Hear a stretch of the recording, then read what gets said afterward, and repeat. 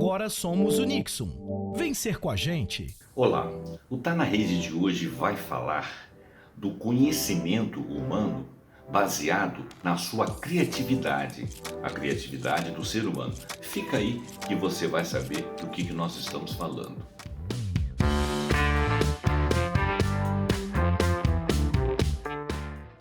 Por que nós somos tão criativos?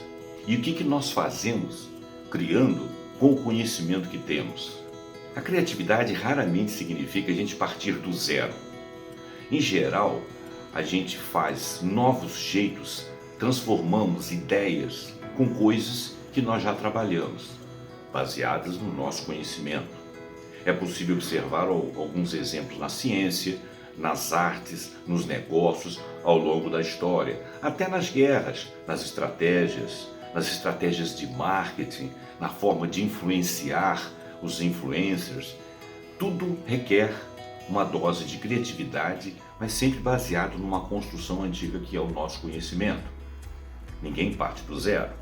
Nós podemos criar arte, podemos escrever uma música, podemos compor uma história, podemos inventar alguma coisa na tecnologia, conforme já o fizemos nesses últimos 30, 40 anos, propor uma teoria científica, resolver um problema matemático, provar um teorema, descobrir um novo trajeto entre dois pontos, ou uma forma de organizar nossa casa, nosso trabalho, refazer um projeto de reconstrução ou até de construção de um ambiente.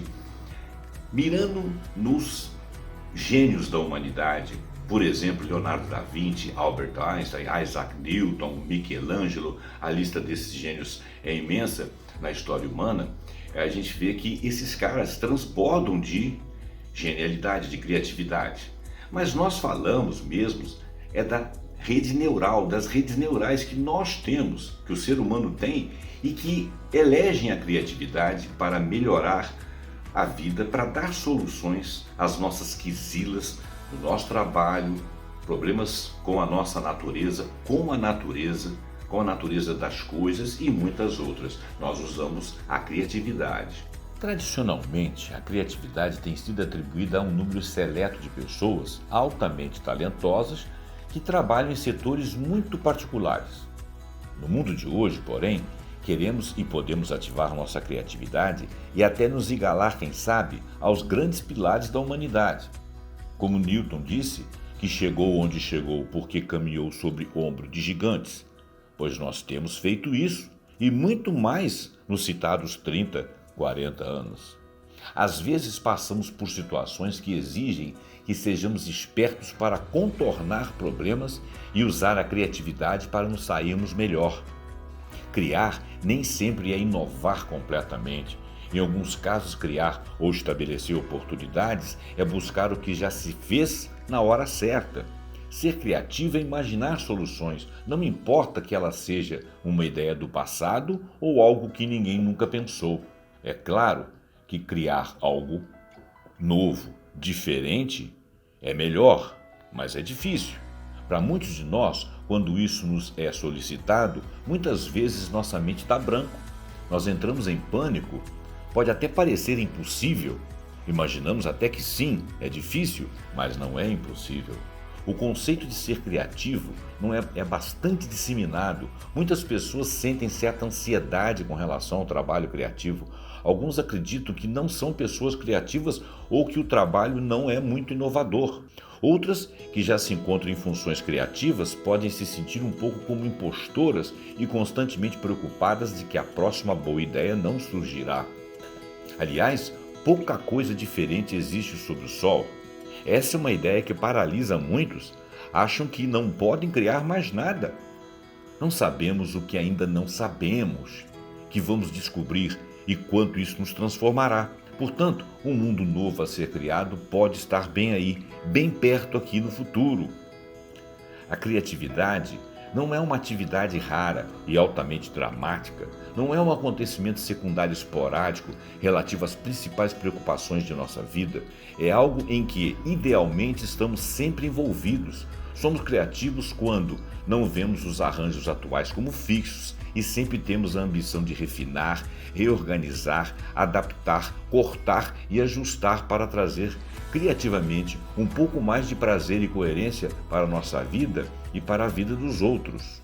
Nós exercemos de maneira organizada um processo de solução dos nossos problemas, de algum tipo de problema, em alguns estágios. O primeiro estágio desse processo é o estágio de reconhecimento. A gente busca o nosso conhecimento, se prepara para uma solução consciente, usamos, no caso, raciocínio e lógica, usamos o nosso passo a passo conhecido, mas se o problema é novo, isso não é o suficiente. Bom, aí nós passamos para o segundo estágio. Nesse segundo estágio, esse estágio chamamos de incubação. Você fica ali incubado, paralisado, num canto, você se retira do dia a dia do problema. É um momento em que estamos separados do problema e as soluções estão sendo gestadas dentro de nós. Nós não podemos contar com as soluções habituais e nos separamos do problema em si exatamente para poder esquecer daquelas soluções viciadas, daqueles caminhos viciados que nós já fizemos e que não chega a lugar nenhum. Essa etapa ela pode ser longa, ela pode levar minutos, ela pode levar horas, ela pode levar dias, em alguns casos, dependendo do problema, ela pode levar até anos. Daí nós evoluímos para o terceiro estágio. O terceiro estágio, depois que nós já reconhecemos o problema, já nos separamos dele, desligamos dele para a gente poder pensar em soluções que não sejam aquelas que não deram certo, a gente tem aquilo que é o terceiro estágio, é um insight. O que é um insight? Um insight é um rompante criativo, é um flash, né? Como diz Domênico de Masi, o ócio criativo, nós nos separamos e ficamos calmos, quietos, alguns até tiram férias para resolver o problema. Esse é o ócio criativo, né? E nesse período nós nos dispomos a nos afastar, desligamos das soluções viciadas e à espera desse flash. Ele vem, o insight. E o que nós fazemos com esse flash, com esse insight, quando nós buscamos a nossa intuição?